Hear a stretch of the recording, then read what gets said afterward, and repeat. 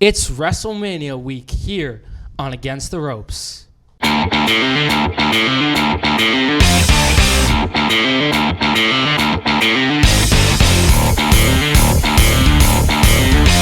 Hello, I'm Thomas, and welcome back to Against the Ropes, your source for your wrestling news. With me, as always, is my co-host, Taylor Berkowitz. Thomas, quick question for you. How many Rocky movies have you seen? So I've actually seen all the Rocky movies and all the Creed movies. I actually recently watched them in November of last year, so I have watched the Rocky movies, So unlike CM Punk. So you are far more cultured than CM Punk. Yes. I mean, of everything that came out of that story, he's never seen a Rocky movie. I mean that's crazy. It's insane. That is like mind-boggling to me. Unreal. But I'll let you take us into the show now. Well, the shoulders are down and the ref has started the count, so let's get to the show. WrestleMania goes Hollywood this weekend as it comes to us live from SoFi Stadium in Englewood, California, and once again, it will be a two-night affair. This morning, WWE did announce the lineup for Saturday and Sunday, so we will run down both nights and give you our predictions.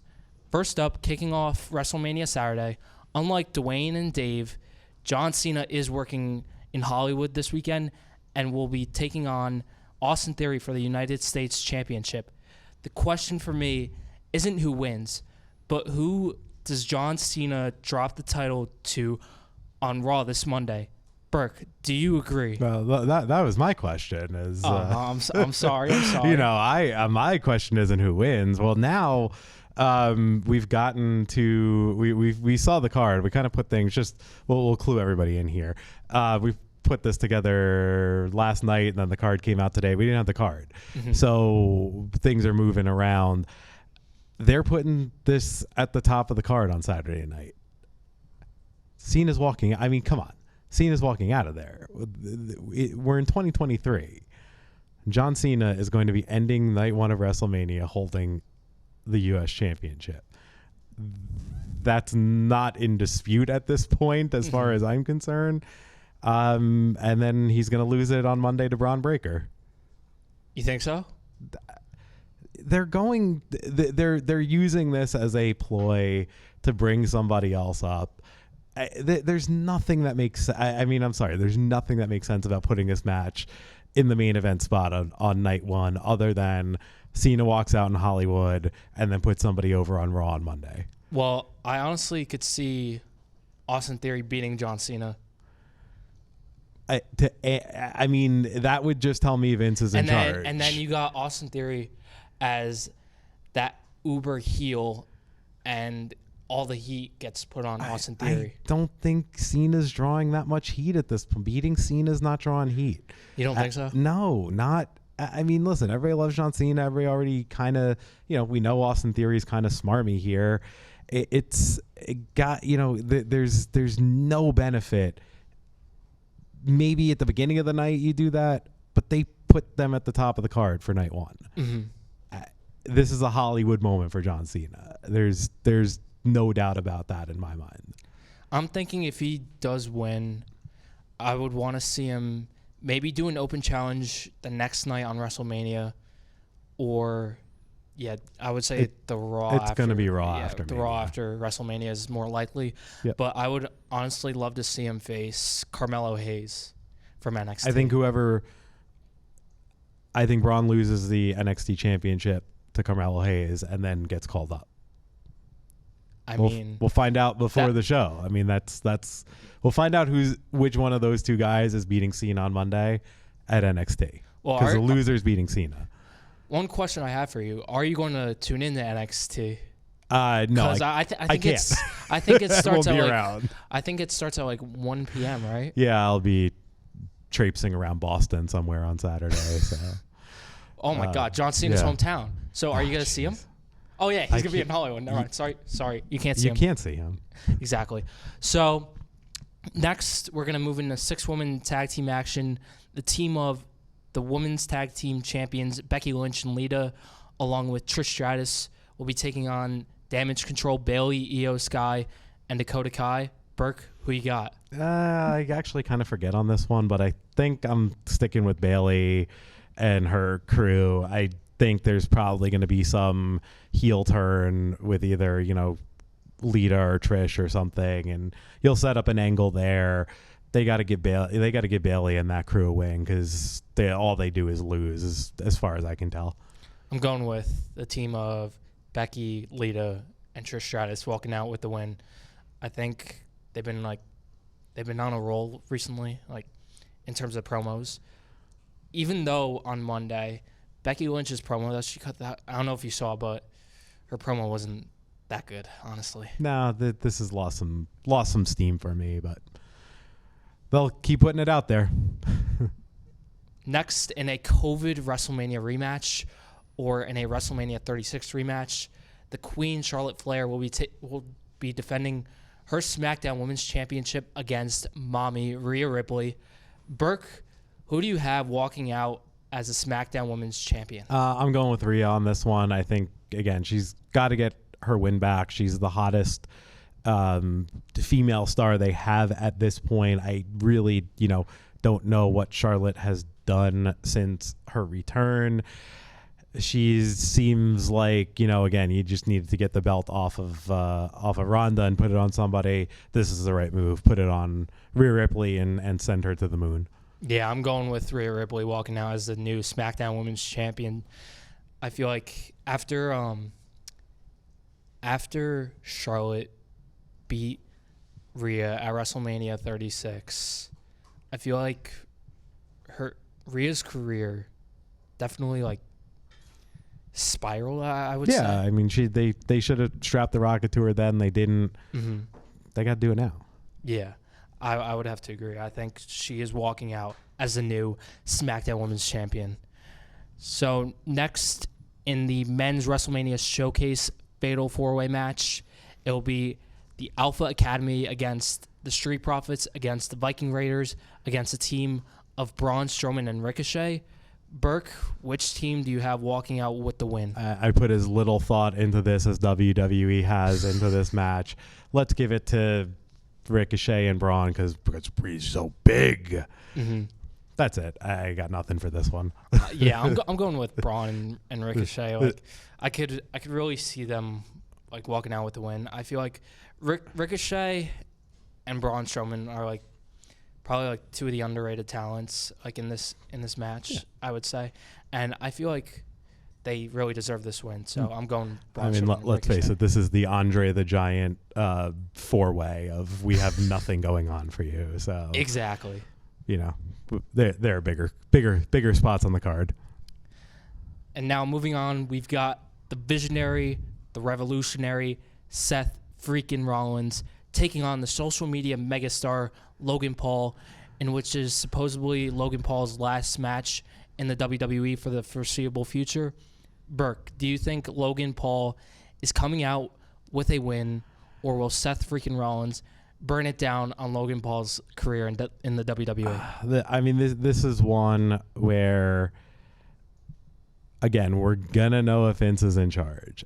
If Vince is in charge, Logan Paul wins because you've clearly set this up as he's a part-timer. Anybody can do this.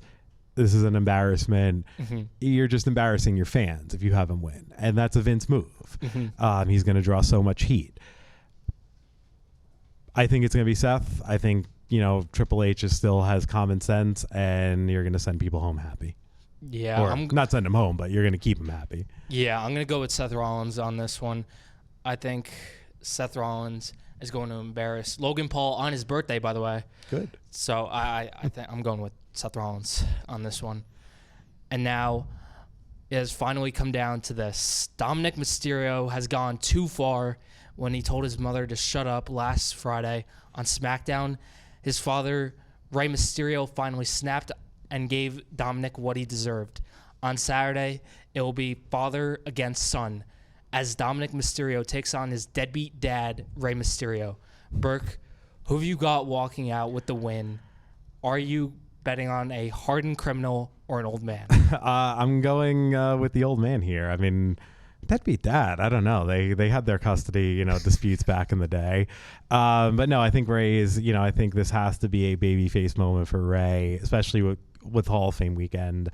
And I think this is a good time to start to unwind the Judgment Day, put the title on RHEA, move on from this storyline, start to break everybody up. Mm-hmm.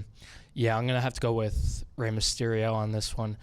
I feel like this is where Rey Mysterio gets his last WrestleMania moment, especially with his son. So I'm going with Rey Mysterio walking out with the win. And then finally, in what is arguably the true main event, at least for night one, a reunited Kevin Owens and Sami Zayn will be taking on the Usos for the undisputed WWE Tag Team Championships. Berk, who is walking out the undisputed Tag Team Champions, and who do you think?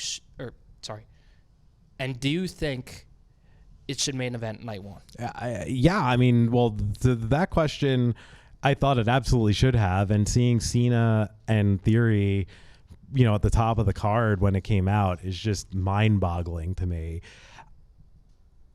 Up until then, I would have said it's KO and Sammy, and you're going to send everybody home happy. It's going to be the cathartic moment that everybody wants. Now, if you're going to put this in the middle of the card, I'm going to say it's the Usos. I'm going to say the Usos retain. That'll lead into what I think will happen the next night, and the bloodline collapsing, and I can see a KO turn on Sammy. And that moment that we just had, we know it's going to happen eventually, so why not do it there?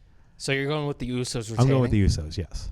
I'm going with Kevin Owens and Sami Zayn walking out the new undisputed tag team champions, because I think this is where the bloodline fall, or this is going to be the start of the bloodline breaking apart. Yeah, I agree. And again, I would have thought that, hey, them losing is going to maybe open up the seeds of doubt in Roman. Now I think it's going to be, they're going to retain.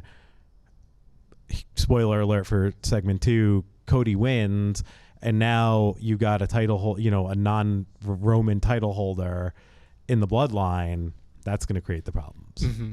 And then also for me, I really definitely think this should be the main event for night one of WrestleMania, because I think this has been the best storyline I've seen in a while. To me, this is the thing everybody's looking forward to this weekend.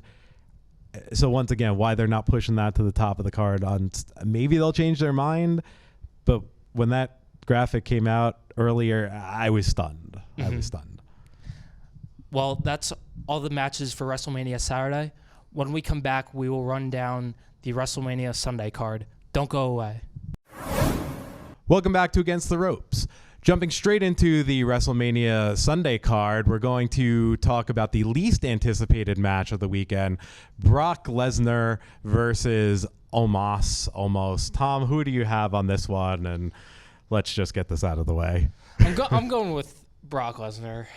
I don't think there's a chance that Omos walks out with the win. I just don't see Brock Lesnar losing to Omos, so I'm going with Brock Lesnar. I hope it's Brock, and I hope it's quicker than this segment, because I don't think anybody really wants to see this. So we will get to the more exciting things. The Raw Women's Championship, Bianca Belair defending her title against AUSKA. Hasn't been a ton of great build for this, even though it should be two great wrestlers. Who do you have on this one? I'm going with AUSKA walking out as the new Raw Women's Champion, because I feel like we've really seen a different side of AUSKA these past few months.